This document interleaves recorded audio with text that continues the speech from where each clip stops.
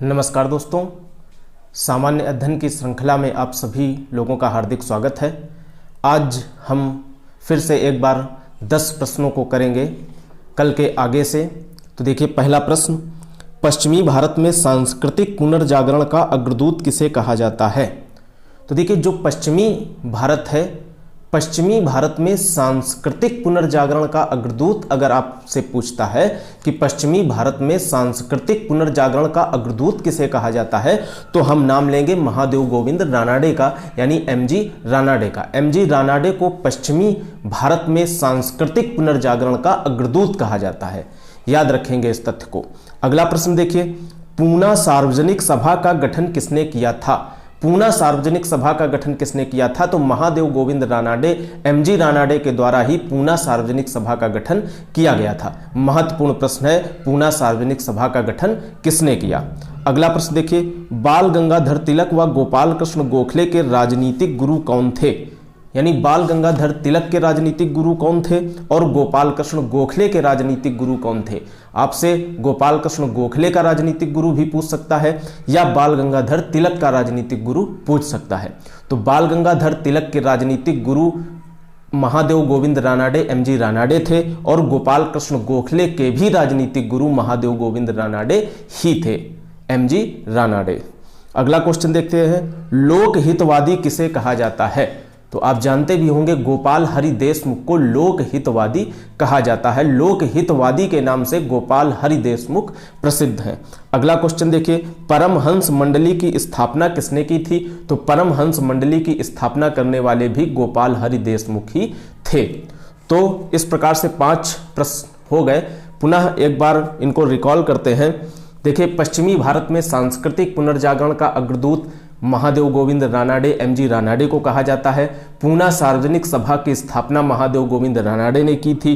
बाल गंगाधर तिलक के राजनीतिक गुरु एमजी रानाडे थे और गोपाल कृष्ण गोखले के भी राजनीतिक गुरु एमजी रानाडे थे। और गोपाल हरि देशमुख को जो है लोक हितवादी कहा जाता है, और परमहंस मंडली की स्थापना जो है गोपाल हरि देशमुख के द्वारा की गई थी। अब देखिए अगला क्वेश्चन, किसने अपनी पत्नी सावित्रीबाई फुले के साथ मिलकर पूना में लड़कियों के लिए एक स्कूल खोला था? यानी लड़कियों के लिए स्कूल खोला था सावित्रीबाई फुले के साथ मिलकर के ज्योतिबा फुले ने।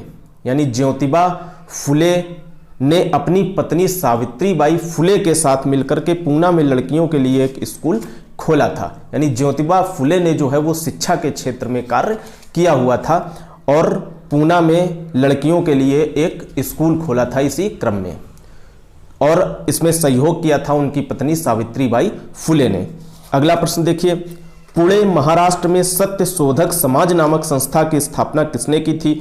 तो अगर आपसे पूछा जाए सत्य शोधक समाज की स्थापना किसने की थी, तो ज्योतिबा फुले ने की थी। कहां पर की थी? पुणे महाराष्ट्र में। तो पुणे महाराष्ट्र में सत्य शोधक समाज नामक संस्था की स्थापना ज्योतिबा फुले के द्वारा की गई थी। अगला क्वेश्चन देखिए, बहराम जी मालाबारी किस धर्म के सुधारक थे? तो याद रखेंगे, पारसी धर्म के जो है वो समाज सुधारक थे। पारसी धर्म में इन्होंने सुधार किया हुआ था। किसने? बहराम जी मालाबारी ने।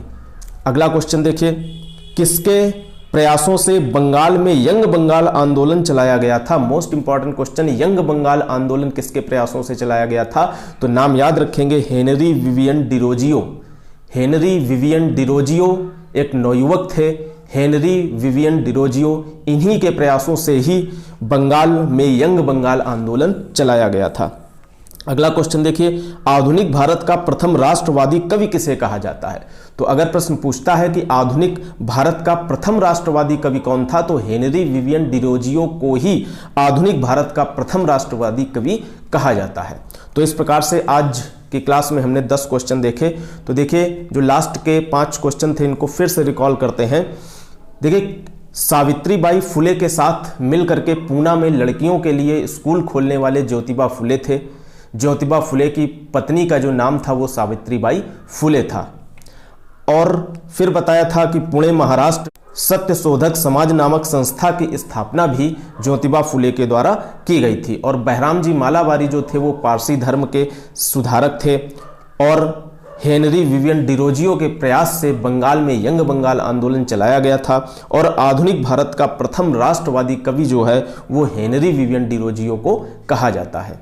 तो इस प्रकार से हमने आज की क्लास में 10 प्रश्नों की श्रृंखला पूर्ण की। तो ठीक है, मिलते हैं अगली क्लास में। धन्यवाद।